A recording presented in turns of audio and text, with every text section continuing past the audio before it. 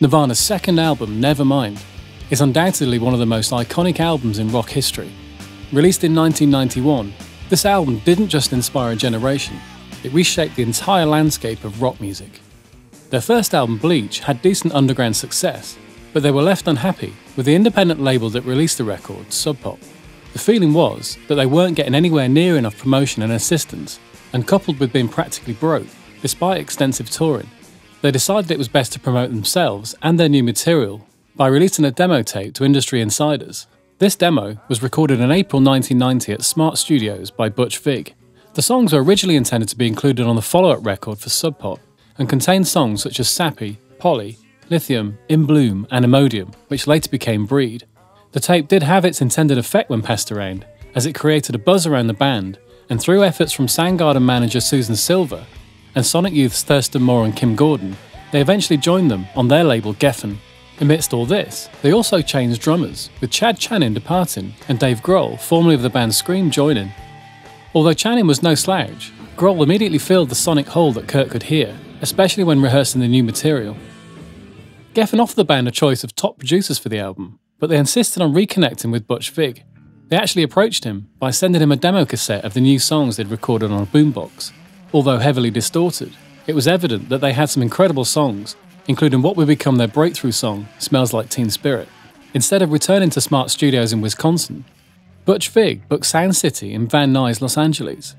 The studio was famous for its live room, which was great for drum recording, and its amazing Neve 8028 console. Both of these features played a big part in the album's overall sound. The Neve cost $72,000 when new, apparently twice the cost of the studio owner's house. Prior to formally signing with Geffen Records on April 30th, 1991, Nirvana received a $287,000 advance for the recording of Nevermind. The advance gave the band a chance to go shopping, which included a Super Nintendo with Mario World, but also some instruments. Kurt developed a liking for Fender guitars just prior to recording Nevermind. He said, "I like the guitars in the Fender style because they have skinny necks." His main purchases around this time included a '69 Lake Placid Blue Competition Mustang. The Mustang, when auctioned at Julien's, did have the bridge pickup replaced by a Seymour Duncan SHR1 Hot Rails, but it may have been stock when recording Nevermind. These guitars, despite being valuable now, were not especially sought after or expensive then, with the '69 Mustang costing only $200. The fans claimed that Kurt's preference for low-end guitars was a punk statement, but he insisted it was a matter of necessity. "I don't favour them," Kurt said. "I can afford them, I'm left-handed and it's not very easy to find reasonably priced high-quality left-handed guitars." He also acquired a few Fender Stratocasters at this time, each with humbuckers installed in the bridge position. These were stock in the left-handed Japanese models, so they suited his sonic needs and his thriftiness also, with the Japanese models being cheaper than their US counterparts.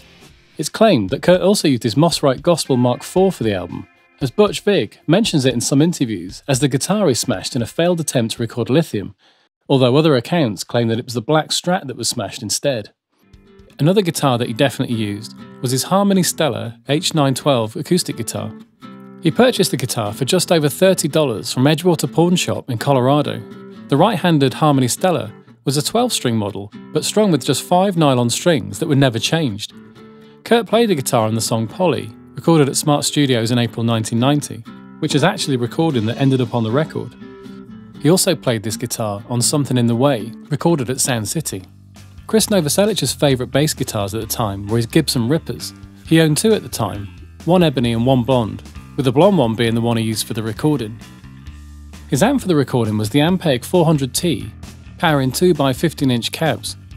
These were mic'd up by a Neumann FET 47, and an Electro Voice RE20 was used closer to the grill also, although the 47 was mostly used due to its thump and mid-range characteristics.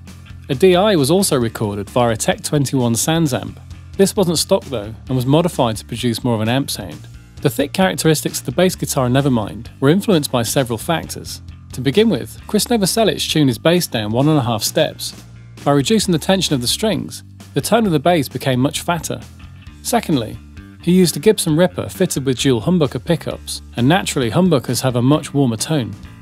Aside from the clean bass tones used on most of the album, Come As You Are is a triple-tracked recording, 2 dry basses, one performed in the original octave, and another above, and one more running through a DBX subharmonic synthesizer. Breed features a very distorted bass, and this was achieved by pushing the amp's volume and overloading the preamps on the Neve.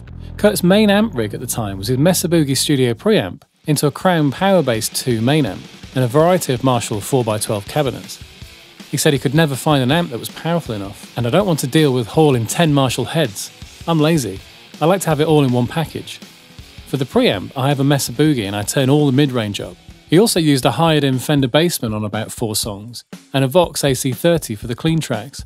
A good example of this is the intro to Smells Like Teen Spirit, where he uses this clean sound as a contrast to when the main amp kicks in. Butch Vig preferred getting the amp to sound distorted instead of using special effects or pedals. He said that it loses body and fullness in the bottom end. Having said that, it's clear that the Boss DS1 played a big part in a lot of the distorted guitar tone for Nevermind. He also used the Electro-Harmonix Big Muff fuzz box. A good example of this is on Lithium, where the pedal goes through the Fender Bassman for a darker sound. Kurt also had a rat distortion pedal that Butch Vig remembers him using on a couple of songs, and the tracks Breed and Territorial Pissins, they just DI'd the rat. We actually split the signal, ran it into the amp, but we also took the DI and ran it straight into the board, so that it had more of a fuzzy white noise kind of sound to it. Then we blended the two together to get something that sounded cool. The Electro-Harmonix small clone was used for the watery chorus effect you can hear on Come As You Are and the verse parts of Smells Like Teen Spirit. 4 microphones were used for Kurt's speaker cabinets, and he would pick which mic he liked best for each song. These were either a Shure SM57, an AKG 414, a Neumann U87, and occasionally a Sennheiser 421. Different mics and amps could also be blended together. Butch Vig recalls that Drainu holds the record for the most guitar overdubs. 2 tracks through the Mesa Boogie, 2 tracks through the Bassman, and another track through the Bassman and a pedal that was referred to as the Super Grunge. Dave Grohl used his Tama Grandstar kit for the session, not a rented Art Star as Ross Garfield remembers. Ross is credited on many records as the drum doctor. It had large shells with a Tama Bell Brass 6.5 by 14-inch snare and Zildjian A custom cymbals. The kit was mic'd with an AKG D12, but also with a homemade tunnel housing a FET U47. The tunnel was made out of drum cases and blankets and was intended to minimise bleed and keep a tight sound. There were 2 mics on the snare with a Shure SM57 on top and an AKG 451 on the bottom. The 451 was also used for the hi-hat, and the hi-hat was indeed high, with Dave needing a special stand made to get it that far above the snare. There were Sennheiser MD421s on the toms and AKG 414s as overheads. Butch recalls using U87s for the room mics, but a photo of the setup shows a stereo AKG C24 down in front of the kit about 15 feet away. For the vocals, the Neumann U67 was used going into the Neve console preamp and then processed through a Teletronics LA2A tube compressor. To widen the vocals in the mix, Butch double-tracked them. Harmony layers were also added, sung by both Kurt and Dave, and often these were double-tracked also. This was initially a bone of contention between Butch and Kurt, as he was afraid of having it sound too overproduced. To persuade Kurt to comply, he would argue that John Lennon, someone Kurt admired, would often double-track his vocals.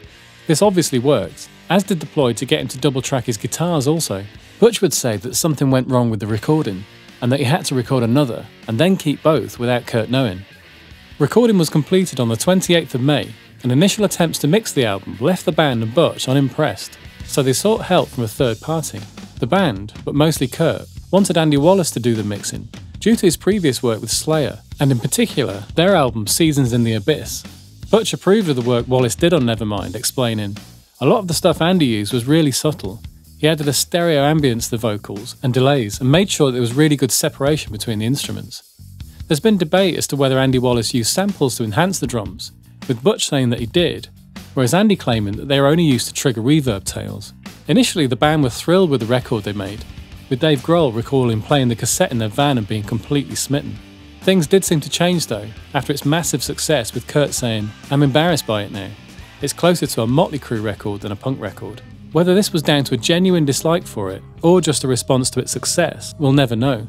What is clear though, is that for the rest of us, it's an absolute classic and a benchmark in rock recording.